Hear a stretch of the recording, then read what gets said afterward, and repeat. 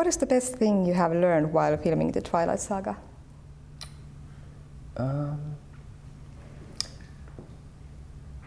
don't know, I guess to do a story where it's not, I mean, most people try and do movies where it has the place where people's minds go to. They think that things have to be really, really dark, like all the time. In a relationship movie, something terrible has to happen.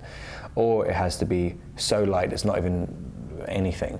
But this is just, I mean, like the fact that we've done this intense love story, like which seems almost like outdated. I mean, it seems like it's this sort of operatic, it's like melodrama, and people don't really make melodramas anymore. And the fact that people are still into it, and audiences like really want to see, like they want to see people dying for love all the time, and it's quite sweet. I mean, it's like in the 50s, that's what people wanted to watch movies for. And I think the Twilight movies are one of the only things that really puts that at the forefront. I mean, it's changed now because everyone's copied Twilight. But at the time, it was when the first one came out, there was nothing like it around. So it's quite sweet to know that people are still interested in that. Why aren't you here with Bella, played by Kristen Stewart? Because she is working in London. She's doing Snow White, and so I think she could only do, I think, a week of press, and so it's like last year I only did a week because I was shooting Water for Elephants. It's annoying though. She's good at answering interview questions. So we haven't needed her help there.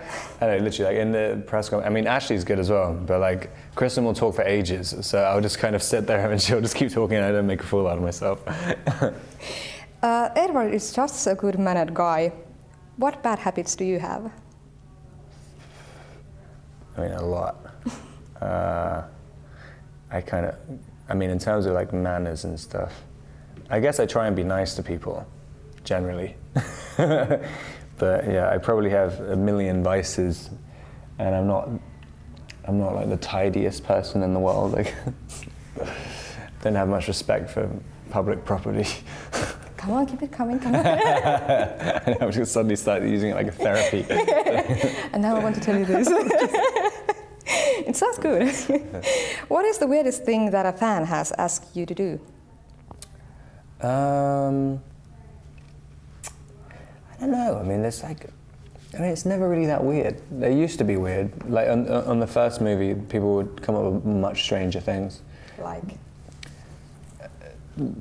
they just wouldn't really be able to speak. I mean, it's kind of like before the first movie came out, it was generally the book fans would look at you and because they didn't really know who any of us were, they'd think we were just the characters sitting there in front of them, so that you could see this, like, they're like in a trance coming out. And whereas now people realize more that, we're just actors. But it was incredibly strange. On the first press tour, you'd meet people and they would, I mean, it's like sometimes now you'd see people who are like crying and stuff in the crowd. But I mean, on the first one, it was the whole lot of them. I mean, like everyone went nuts. So like, it was kind of, that was fun doing that. Well, talking about going nuts, how does it feel when women all over the world are going nuts because of you? I mean, it's always just to do with the character. I mean, you kind of like, I mean, you always realize that, if people saw you in reality, that there's nothing to go nuts about. I mean, just kind of like, it's people's imaginations. And I guess that's my business. How did it feel to shoot a sex scene with Kristen? I mean, sex scenes are generally like the easiest things in the world to shoot. I mean, they're just kind of, because you just do it. I mean, it's not like you can get it wrong, like unless you're like weird or something.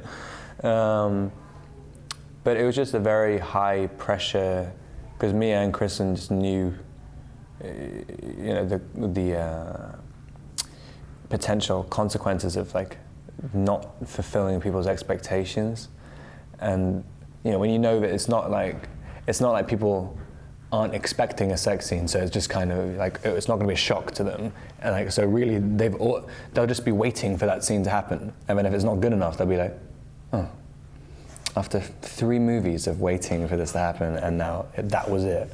So it was kind of nerve-wracking a little bit.